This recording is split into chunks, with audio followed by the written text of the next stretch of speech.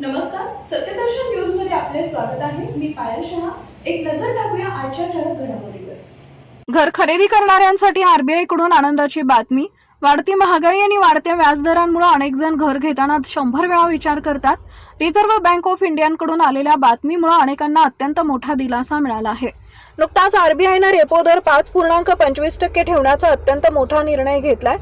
जर गृहकर्ज घेण्याचा आम्ही विचार करत असाल तर तुमच्यासाठी हे आनंदाचं आहे. यासोबतच ईएमआय भरण्यासाठीही दिलासा आहे.